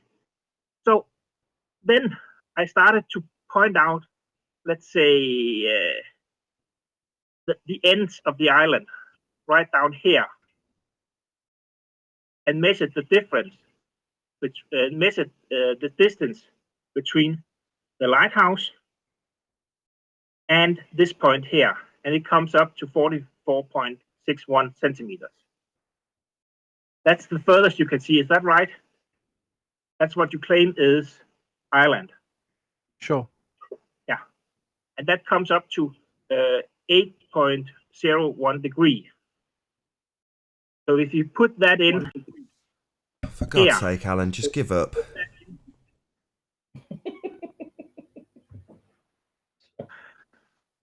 yeah, if you measured 8.8 degrees, you'll get this line here, the lowest line. Okay. The fun thing is, if you measure other things, they actually lines up almost perfectly. Great. With what? Yeah. So Unfortunately, that means that you can't see. I know you're claiming that you have identified Langley's lighthouse. That's correct, right? Yeah. Yeah. Unfortunately, you can't see that lighthouse. I know you're claiming you can see it, but according to my investigation, you cannot see it. Okay. So can we test your maths then? You can try. Test your maths then. Hello again, Alan B. Don't know why you keep trying. Nick, don't even acknowledge him. He's not worth acknowledging. Listen, can we test your maths? We can try. I hope it's right, but yeah. Okay. So if you go back to the composite. Yeah. And then scroll far left. Far left. This is far left, yeah. Right, stop. Right, can you see in the middle of the picture you've got 31.4 equals 5.64. 30. This Yes, what? Yeah. You've got that lined up to the middle or the second light, yeah? Yeah. Could you show me on Google Earth where that actually is, please? Yeah. Let's see a little white spot. It's this one here. You can see it's blinking. So let's zoom in.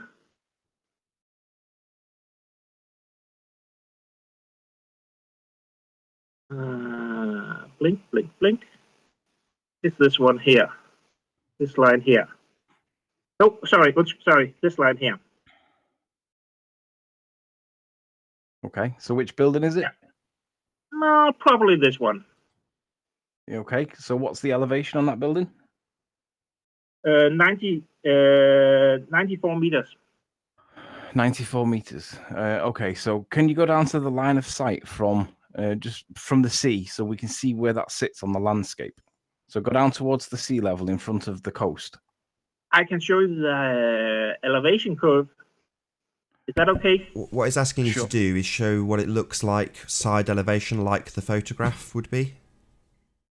If you come down to sort of maybe, I think it'll allow you to about 1,000 feet off sea level, something like that. And then if you look at it side on, so we're actually looking down the coast like we were looking at the camera. Alan B again. Hello, One Alan. moment. Determined to destroy this show today, it seems. Yeah, what a I problem. gathered already you're claiming that the lighthouse is a higher elevation than Morgold Lighthouse, but it actually appears lower than Morgold Lighthouse on the composite. That's what I want to check. That's what we're getting to. Well, he's already said it's 3. Am I doing the right thing? Yeah, I think so. Maybe- What we want to see is... Sorry, can you just get Ranty to repeat exactly what you've said again, Ranty, for Renee's benefit? Yes, Rene, this Yeah. building that you're trying to identify has an elevation of about 310 feet. Yeah, I'm talking meters. Yeah, the lighthouse that we can all see in the middle, which is Morgold, sits Yeah. below that height. Yeah. Oh, Alan, again. Why? Sits below that height. But on the composite, the higher one that you're claiming is a higher building is actually lower than Morgold Lighthouse on the composite. So how does that work? Because it's further away. It's sitting on the horizon. Yeah, but it's still further away. I mean, let me say something. Another thing. This picture shows more of the island than we actually should be able to see. I will acknowledge that. It is if you took this picture on Earth without atmosphere, you will not be able to see the things we're seeing. Atmosphere, you will not be able to see the things we're seeing. But how does that work with regards to the matching up of the evidence, though? Because I accept your point, but if you show us the elevation profile of that... Yeah. No, if you go back to... No, please. Can you show us the elevation profile of the land that you're claiming? One moment.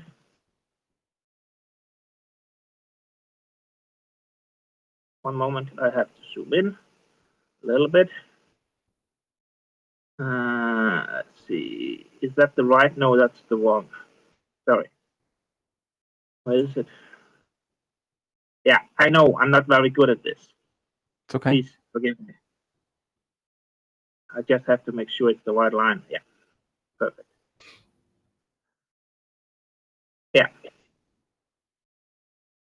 And could you show us where Google is stuck sometimes, but so let's see if we can find it. It's right around.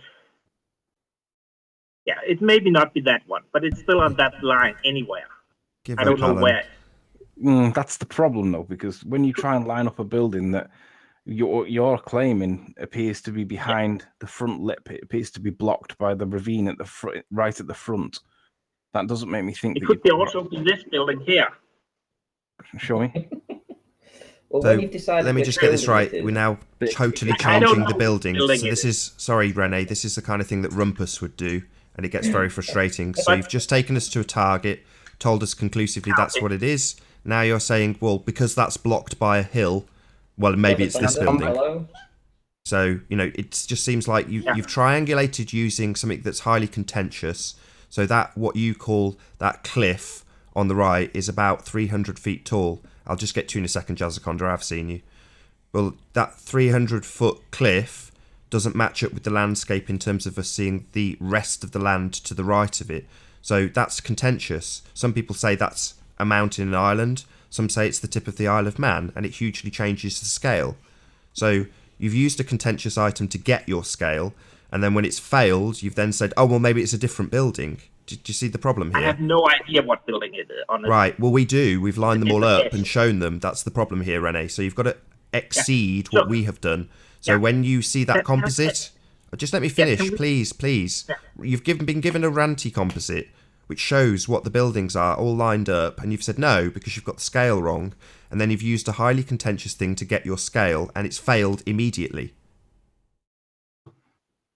The key point is you've got to identify something that can match the evidence and be seen behind the curvature of the Earth. Now, at this point, it's failed because it doesn't match the evidence because it's blocked by the land in the foreground, the ravine. The lighthouse here, Mogul Lighthouse. if you watch that on a picture, you can see it's not right at the surface. There's at least, how much is it from the base of the lighthouse to the water line? Hang on, let's go Hold back on. to the point you were making. Are we now Renee. changing from you telling us we've got the scale wrong and you've identified it better than us? Are you questioning how much land there is below Morgord Lighthouse? Is this really your tactical change? Because No, sorry. Okay, let's take that a later date. Sorry. So can Sorry. we just have an acceptance from you that what you have done has in essence failed? Can you just accept that before we can move on? No. Well, it has. Okay. I've just watched it. Okay, well, perhaps I could show you why it doesn't work, and then you can tell me why I've got it wrong. You can try. I'll just stop sharing. Okay, so I'll share, and then you can tell me where I go wrong. So, Ranty, if you keep an eye on the chat thing for the minute while I do this, because I'm obviously I'm on it. distracted. I'm on it. Okay, so can you just clarify that this is the building that you say, or one of the buildings that you think it's likely to be? Is this the one? I can't see anything. I can only see sunsets. Just click on where it says sleeping. The bottom box. Okay, yeah. Sorry. Yeah. You only did it really quick, so I didn't quite catch it. Hello, Jeff. Morning. You only did it really quick. Morning, Ranty. Hello, Jeff. How you doing, Morning, Jeff? Ranty. Morning, Good. Ranty. Good to have you, Jeff. What can we do for you? Bear with us, Renee. How can we help you, Jeff? Oh, we're gonna He get just had sniped. it on loop. He had it on loop. No, but we're gonna get sniped. He's dropped straight out, hasn't he? No, I kicked him. Oh, good. No, I'm still on. No, not I'm sure you. he's kicked people in the past anyway. But so right. Okay. So can you just clarify? Is this the building that you said you thought it might be? If I zoom out a little bit, you can see. That could probably be it. Yeah. One of them. Yeah. Can you be precise though? I want to get this right because I don't want you to change because you're gonna have to change your position. at some I point. don't know. I can't say by certainty what kind. There's no For pressure. that matter, So it could be a right truck. if you want to, driving by. Renee, we've got a good half an hour left. Hopefully you're not under any time restraints. Feel free to go back to Google and just get a bit of clarity. It doesn't matter if it takes 10 minutes, 15 minutes for you to find it, frankly.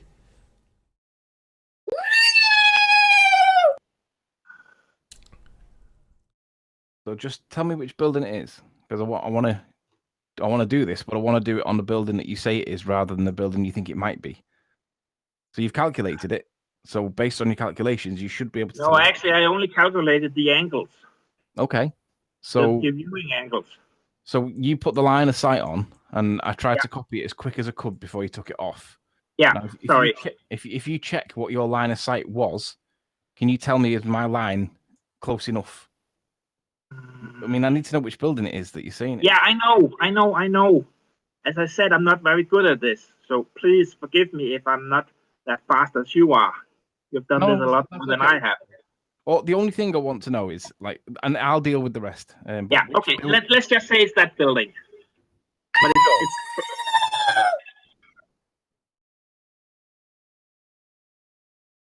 You sure? man, how can you live with this?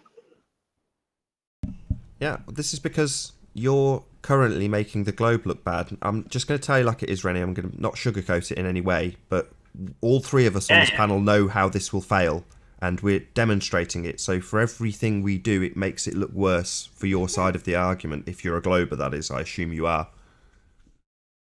Yeah. Okay, so we're going to work on the concept that this is the building. Okay, it may not be. Yeah. You can feel free to change it at any point if you wish. But what I was trying to get you to do before was to drop it down to the elevation that it's like kind of sea level-ish, so that we can see what would be the profile position from, the elevation that I was at, or something similar. And as you can see by this, there's a ravine in front of us. There appears to be nothing that we can do to see it. It appears that is behind the ravine. So when we zoom out a little bit, we look behind the ravine and see that it is in fact behind the ravine.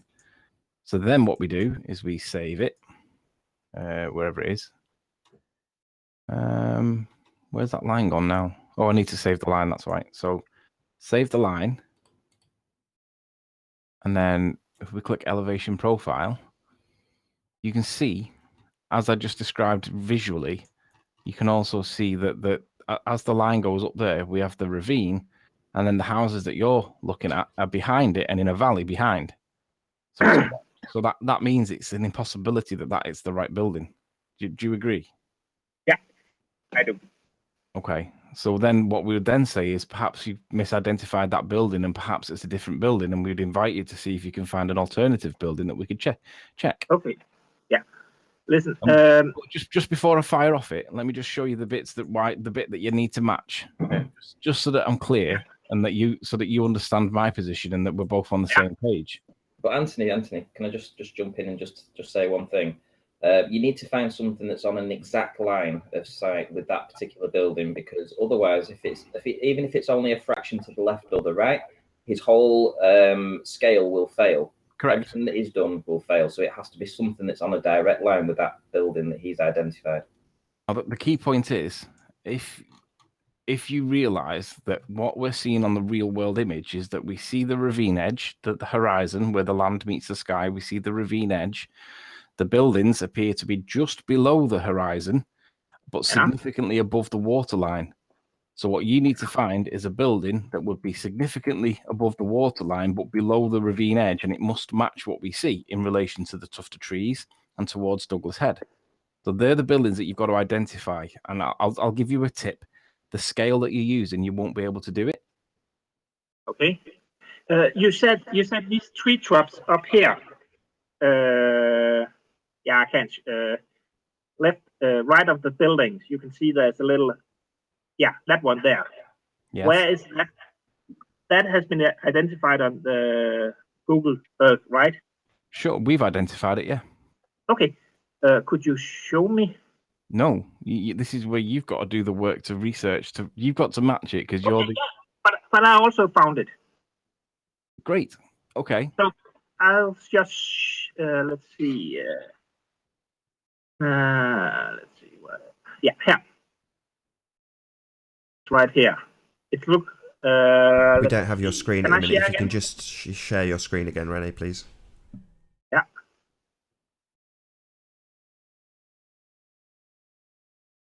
It just say when you can. Yeah, we see. We see. Yeah. Yeah, this one. Sure. So, in relation that, if you can identify them trees, it should be dead easy for you to identify the buildings, because there's only one possible place that they could possibly be. When you look at the elevation of the red line next to the trees, there's only one place that they could possibly be.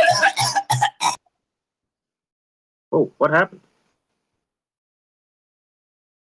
Oh man, fuck! I forgot. Sorry, I'm sorry, my language. I can see. I'm. Yeah, sorry. That's.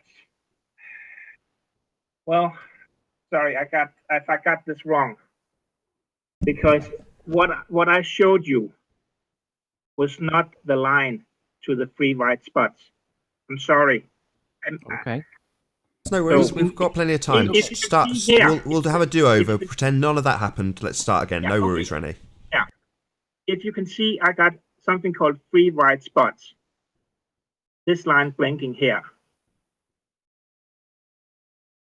This line here is actually the right line for the middle of the white spots. Okay, great. So perhaps you could show us the building, one of the buildings. There's this building here, and there's this building here. I have to zoom out a little, otherwise I can't see the line here. There's several buildings that can be used. But let's just take a look at the height profile and see what's happened. Well, we don't see several, we see 4. That narrows it down significantly, right? Yeah, but these are on the line, so these will it can only be one of these. Remember, this line should be on the middle one. I know you say 4, but I'm counting number 2 from the left. If I go back here,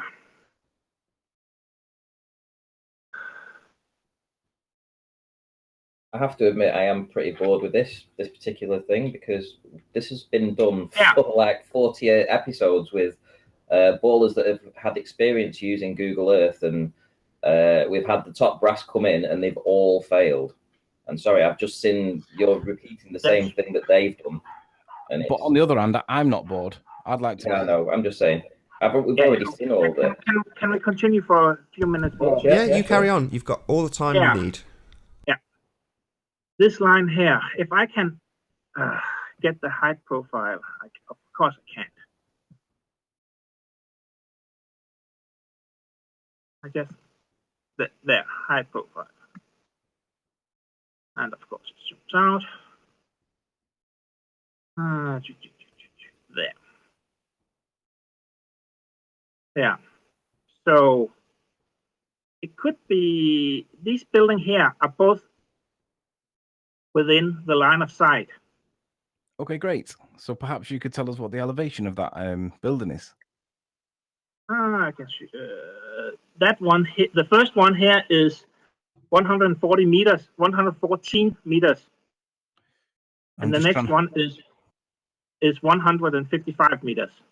Okay, so that's 512 feet. As far as I'm just trying to identify the same building myself. So I believe that we're looking at 500 feet, give or take a couple of feet.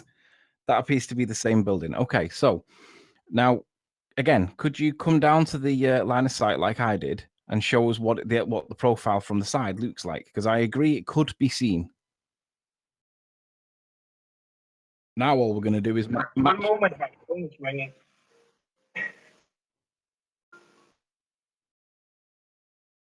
Connie? I think he said his phone was ringing. Yeah, he's going for his phone. In the meantime, Anthony, did he say that one was at 115 meters and one was about 150? Well, I'm just trying to line it up with what he showed us. Well, if that's the case, there's a 100-foot difference. But if you look at those three white lines, they're in that identical height. Yeah, I know, but let's get him to. He's back at his thing now, so let's get him to draw the line of sight in, so we could see it from the profile that the model that doesn't work tells us we can.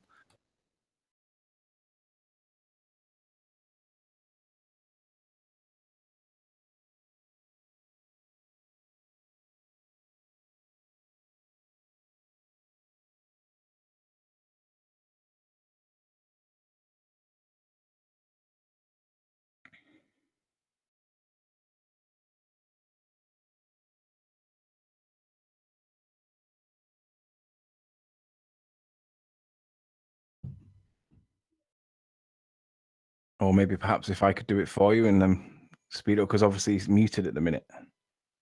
He's not muted. Sorry.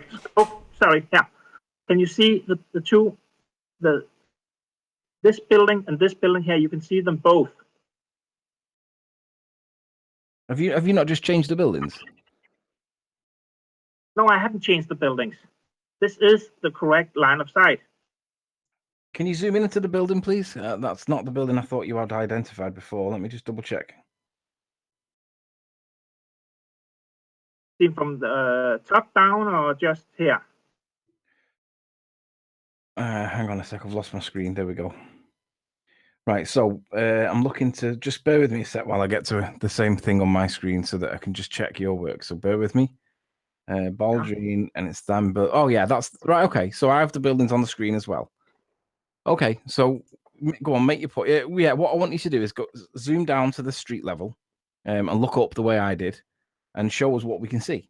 Show us that we can that we can see it and where it is in relation to the rest of the landmass. Yeah, that's the first thing that we do. Good luck with that. Yeah. Let's see. I just have to make sure I'm looking at the right line.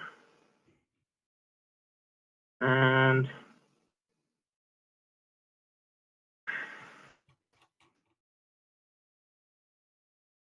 yeah, that one line here. Okay, so let me. I'm just about looking up myself. So now, would you agree with me that the way I see that it's right on the It's right on the very, very tip of the horizon. where the land meets Not the the sky. first building. That's not on the horizon. All right, but in This building regards here. with regards to the clump of trees that you've identified, firstly, it would appear to be immediately left of the clump of trees. Can you Can you show us? Just zoom out a little bit so we can see the clump of trees. I'm not sure. I think the trees are this part here. No, the trees are they're just behind the ravine on the left. More to the left. More to the left. To the left. No, go back on the line of sight. They're sticking up. It's the hump that's sticking up in the middle of the frame now. Now slightly right of frame. There you go. No, This one. That's the trees. right. Pull it in, mate. Go zoom in a little bit. You'll see them.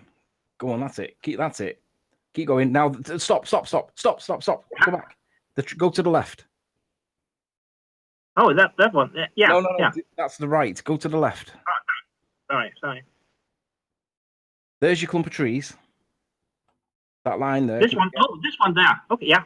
That's your clump of trees. So with regard, go back to the line of sight so that you keep your eye on where they are. That's it. Go back to your line of sight. I just have to remember which line it is. Yeah, There we here. go. It's this line here. So if you can That's sit it. on top of it. No, it's the red line slightly to right of frame now. No, it's not. That's the clump of trees. It's this one that's blinking. Yes, that's the one. That's your line of sight. Now, relative to the clump of trees, would you agree with me? It's immediately next to it. It's almost touching it. 1 moment. I have to check something out. But yeah, that's what I was going to say. Does it do that in real world? So go move the map to the left. No. Oh, sorry. Yeah. But yeah, pull that to the right so that we pan to the left. Sorry. Now everything is fucked up. Oh, I was back in business. That's it. That's the one. Keep going. Go to the left. Yeah. No, go the other way. Oh, so, Keep going. yeah. Bit more. Yeah. Bit more. Keep going. It's Right, there. stop Yeah. There's the 3 lights. Okay, so stop. So the clump of trees, it's immediately to the left. Now, if you're going to say that that's immediately to the left, I'll say, I don't agree with you, but okay, let's test it. Now, notice how much land there is below it, and notice how much land there is above it. There's a lot below it, but a little bit above it. Agreed? Yeah. Yeah. So let's go back to Google Earth. Now, can you tell me the elevation of one of them buildings? Or the building that you're talking about? This one is 114 meters. Okay, so now let's go to the curve calculator.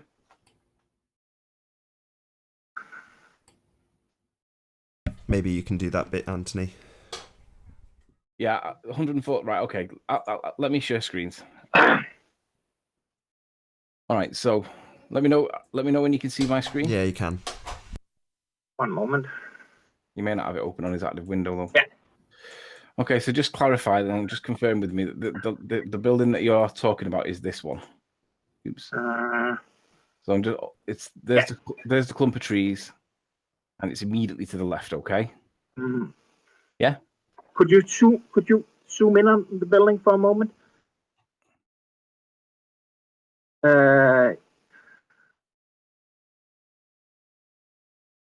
Yeah, that's the top building. That's not the one in 140 meters, 114 meters. If you go a little bit below that. This one? Yeah. Okay. This one here, yeah. Okay. So now, then I would say, well, why is there not a light above it representing the other building? But in any event, we'll go with this. 38 points. So at this point, I don't agree with you identifying the building because there would be another building above it, and we don't see that. But we'll go with this anyway, okay? What's that to the left of it, just out of interest? What's to the left of it? Just pan left a little bit. Is there not a town there? We have the town of Baldrine. There's a great big town missing. Immediately to the left. Okay, well, there's 2 points with this. I was going to go with the curvature one, but Nathan's going with the it doesn't match the evidence point, which is equally valid, and we'll mention that as well. If I go back to the evidence, we can see that there is the lights that you're indicating with the tuft of trees, but what Nathan's point is that there's a whole town called Baldrine, and it doesn't appear here, which is where it should do if what you're saying is correct.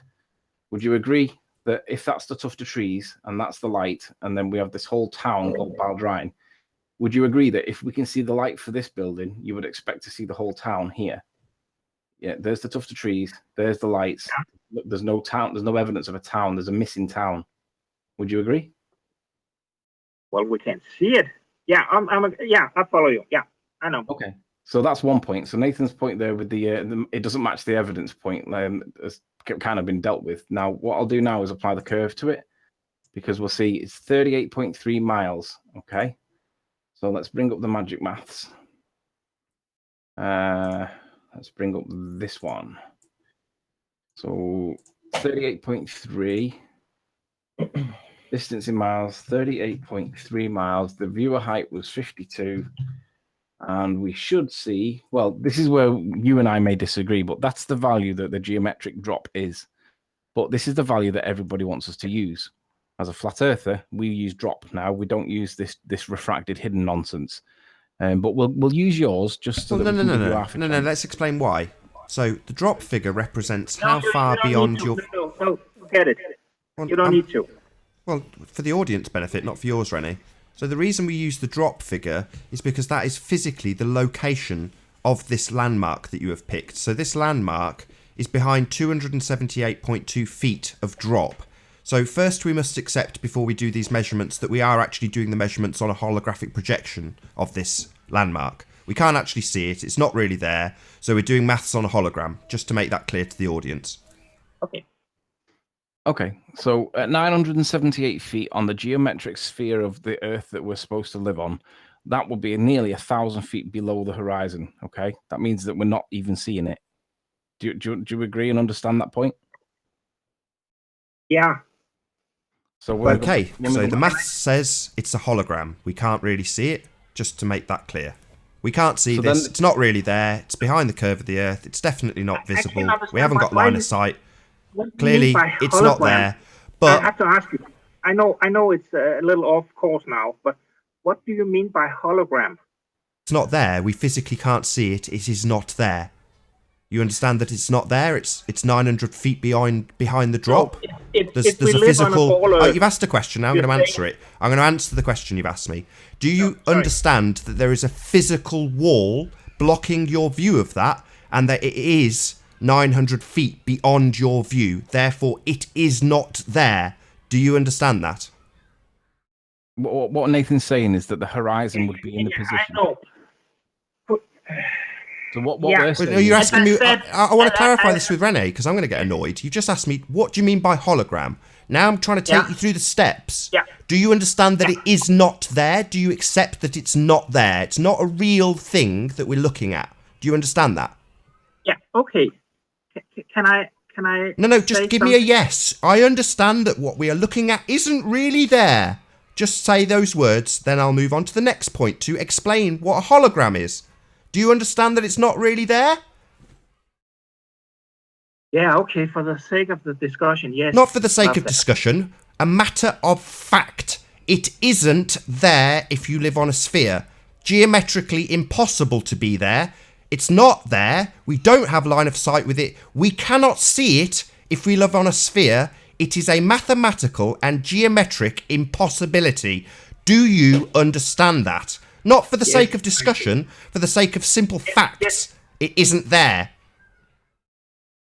Can I say something else? Yeah, as long as it's a yes, I understand it's not there. What I'm looking at is a hologram, then yeah, we can move on. Until you accept that it's not there and we're looking at something that's being represented by magical light, i.e. a hologram, then we can move on.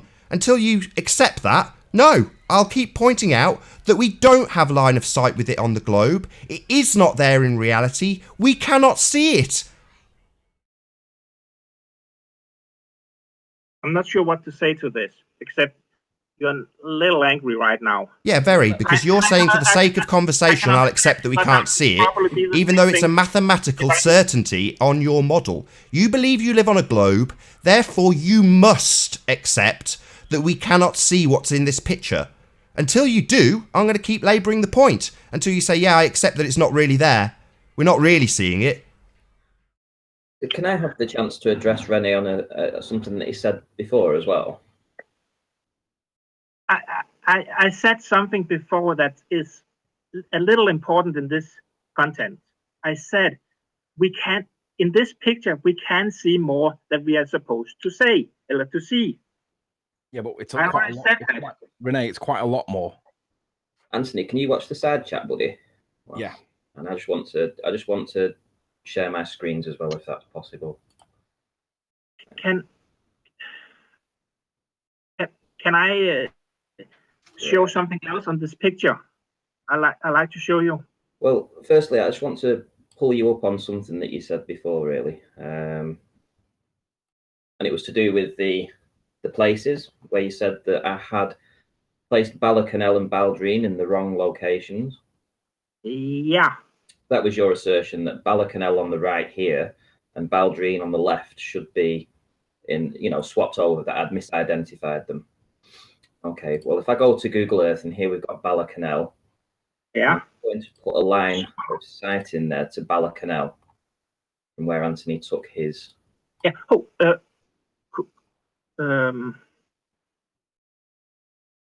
Okay. So there we go. So I've put, you've just seen me now put a line of sight in for Balacanel. And what I'm going to do now is I'm going to put in, so that was Balacanel.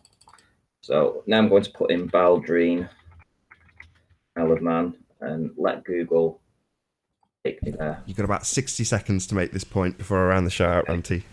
So now we have Baldrine, which is here. Okay. Yeah. So when I swing the camera around, what we're going to have is we're going to have Balacanel on the right, and Baldrine is going to be on the left. Would you agree? That is the line of sight to Balacanel, and that is the line of sight to Baldrine. So Baldrine will be on the left, and if I go to my composite image, Baldrine is on the left, and Balacanel is on the right, just as it appears on Google Earth, and your line of sight. So when you came in and told me that my image was rubbish and that I'd misidentified these towns, I clearly... Okay, I'm sorry. But listen. Because you've just come in and done a presentation and you don't even know what town is which. And with that, I'm going to say, first and foremost, a huge, massive, enormous thank you to all of the live audience for tuning in and sharing this show. If you've not done so already, be sure to like, comment, share, and subscribe. I've been Nathan Oakley, and I will see you all in the next video.